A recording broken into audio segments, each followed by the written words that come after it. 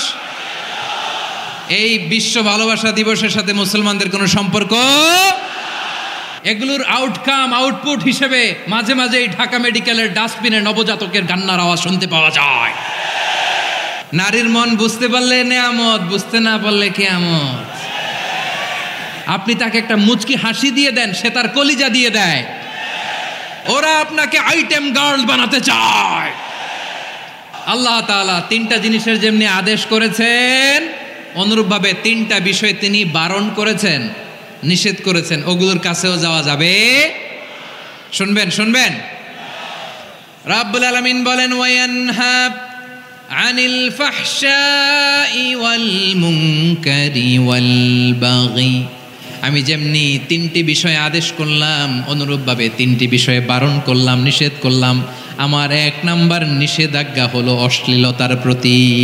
ফাহশা, ওয়ায়ানহা আনিল ফাহশা, আল্লাহ তাআলা অশ্লীলতাকে নিষেধ করেছেন। কোন জিনিসকে? সবাই বলুন, কোন জিনিসকে?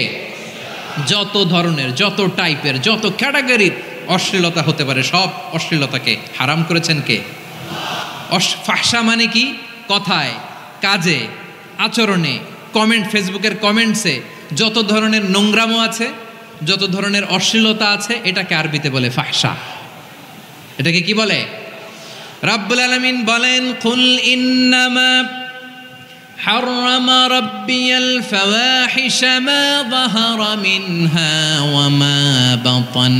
ও নবী, আপনি বলে দেন, আমার রব প্রকাশ্য, অপ্রকাশ্য, স্পষ্ট কিংবা অস্পষ্ট, দৃশ্যমান কিংবা অদৃশ্যমান সব অশ্লীলতাকে হারাম করেছেন। সব ধরনের অশ্লীলতা হারাম, সব ধরনের। আল্লাহ তাআলা আমাদেরকে অশ্লীলতা থেকে বাঁচান, অশ্লীলতা থেকে তিনি আমাদেরকে হেফাজত করুক। পড়েন আমিন। এবার বলেন, আমাদের সমাজে অশ্লীলতা আছে না নাই? চট্টগ্রামে নাই? আমি কই নাই, ওনারা বলে আছে।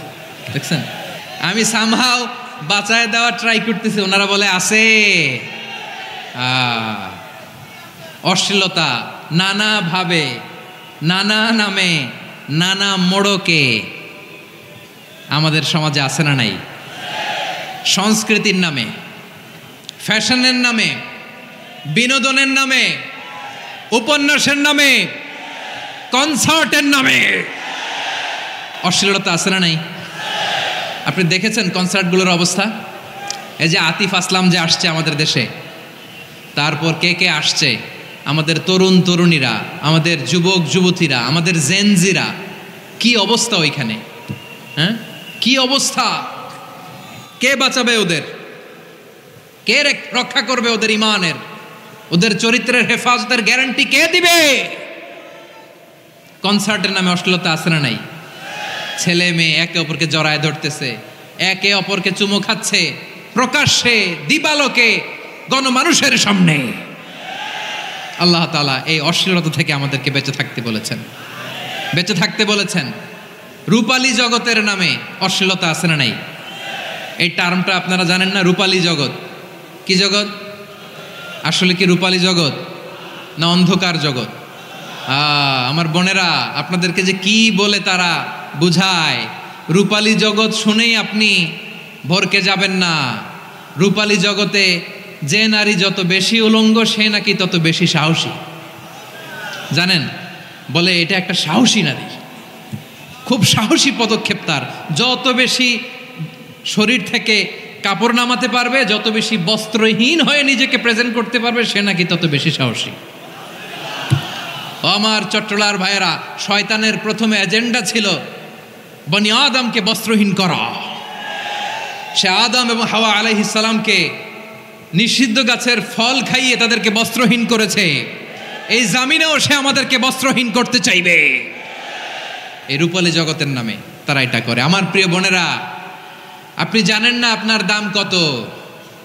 ওরা আপনাদেরকে বিজ্ঞাপনের সস্তা পণ্য বানাতে চায়। ওরা আপনাদেরকে ওদের ভোগের লিপসার টুলস বানাতে চায়। ওরা আপনাদেরকে দিয়ে ওদের খায়েশ পূরণ করতে চায়।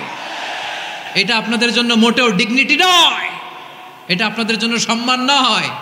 আপনার সম্মান শালীনতায়, আপনার সম্মান হেজাবে, আপনার সম্মান ভদ্রতায়, আপনার সম্মান আপনার ডিসেন্ট পোশাকে।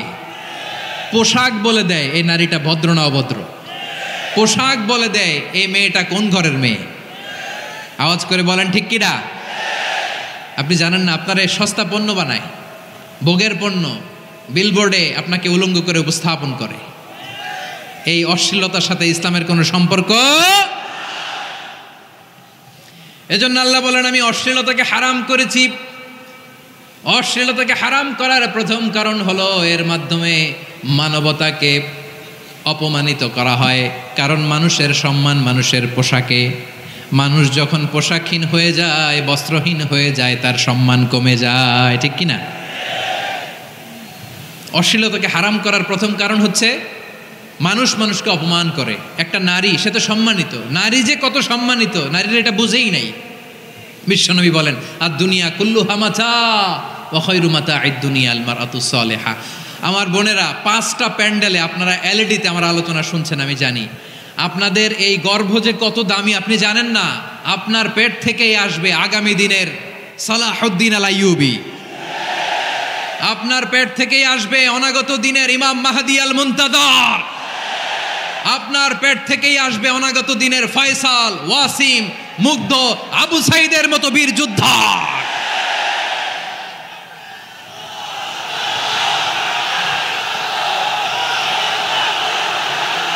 আমার প্রিয় বোনেরা, আমার প্রিয় বোনেরা, বিশ্বনবীর কথার ওজন খেয়াল করেন। আর দুনিয়া কুল্লুহা মাতা ওয়া খায়রু মাতা'আদ দুনিয়া আল মারআতুস সালিহা। দুনিয়ার সবকিছুই অ্যাসেট, এর মধ্যে সবচেয়ে দামি অ্যাসেট নেককার নারী। আপনার গর্ভ যে কত দামি আপনি জানেন না। নিজের সময়টাকে কাজে লাগান, কোরআন পড়েন, সুন্নাহ পড়েন। আপনার অনেক দায়িত্ব ঘরে। You are the MD of your family. একটা family it's a very big institution. পরিবার একটা অনেক বড় প্রতিষ্ঠান। And you are the MD of your institution. আপনি এই পরিবারের MD, managing director of your family. এখানে আপনার কত দায়িত্ব। আপনি ছেলেমেয়েদেরকে তারবিয়া করবেন। আপনি আপনার স্বামীর জন্য ঘরটার জান্নাতের নীর বানাবেন। আপনার জন্য জান্নাতের ডুপ্লেক্স বাড়ি ওইখানে তৈরি করে রাখবে কে? আপনি যে কত দামি আপনি জানেন না। নারীদেরকে আল্লাহ বানিয়েছেন উচ্চতর করে, নিম্নতর নয়। নারীদেরকে ছোট্ট জিনিস দিলে এটার বড় করে দেয়। নারীদেরকে ভ্রূণ দিলে, শুক্রাণু দিলে নারী এটারে বাচ্চা হিসেবে উপহার দেয়, ঠিক কিনা? বিয়ের মাধ্যমে স্বামী যখন তার শুক্রাণু তার স্ত্রীকে উপহার দেয়, স্ত্রী রিটার্নে কি উপহার দেয়? ফুল ফর্ম বেবি, মানব সন্তান। দেখছেন, আপনি দিলেন একটু, কুনি দিছে বিশাল। আপনি যদি নারীকে বাজার এনে দেন, নারী এটাকে সুস্বাদু খাবারে রূপান্তর করে দেয়। আপনি তাকে একটা মুচকি হাসি দিয়ে দেন, সে তার কলিজা দিয়ে দেয়। কিন্তু যদি আপনি তার মনে কষ্ট দেন, সে আপনার জীবনকে জাহান্নাম বানায়া দেয়। খবর আছে, নারীর মন বুঝতে পারলে নেয়ামত, বুঝতে না পারলে কিয়ামত, ঠিক কিনা বলেন? আমার প্রিয় বোনেরা, আপনি যে কত দামি আপনি জানেন না। আপনাদেরকে যেন ভোগের সস্তা পণ্য বানাতে না পারে, আপনাদেরকে সচেতন থাকতে হবে, সজাগ থাকতে হবে, কনসার্ন থাকতে হবে। শয়তানের ওই হাতছানির দিকে আর নজর দেওয়া যাবে না। তাহলে কেন আল্লাহ তাআলা এই ফাহশা, অশ্লীলতাকে হারাম করলেন? 1 নাম্বার, এতে হিউম্যান ডিগনিটি কমে। 2 নাম্বার, এতে মানুষের অধিকার নষ্ট হয়। আপনি বিয়ে করেছেন, এরে পরকিয়া করেন, ওর সাথে এরকম আছে না নাই? স্ত্রীর অধিকার নষ্ট করেছেন। আপনি বিবাহ সম্পর্কে আবদ্ধ হয়েছেন তার সাথে, আপনি পরকিয়া করেন ওই ছেলের সাথে, আপনি আপনার হাজব্যান্ডের সাথে বিট্রে করেছেন। এজন্য আল্লাহ অশ্লীলতাকে হারাম করেছেন। অশ্লীলতাকে হারাম করার আরেকটা কারণ হচ্ছে আল্লাহ তাআলা এই হিউম্যান জেনারেশনকে এটাকে প্রিজার্ভ করতে চায়। হিফজুন নাসল, এটা মাকাসিদুশ শরিয়ার অনেক গুরুত্বপূর্ণ একটা মাকাসিদ, অনেক গুরুত্বপূর্ণ। আপনার নাসল, আপনার জেনারেশনকে সংরক্ষণ করা। এই যে আসতেছে ফেব্রুয়ারি, কত ফেব্রুয়ারি জানো? এটা কি বিশ্ব ভালোবাসা দিবস? হ্যাঁ, কি দিবস? এই বিশ্ব ভালোবাসা দিবসের সাথে মুসলমানদের কোনো সম্পর্ক নাই। আমার প্রিয় ভাইরা, এই যে আপনি অবৈধ সম্পর্কে জড়ালেন, কেন আল্লাহ অশ্লীলতাকে হারাম করেছে দেখেন। বলতেছিলাম যে এটা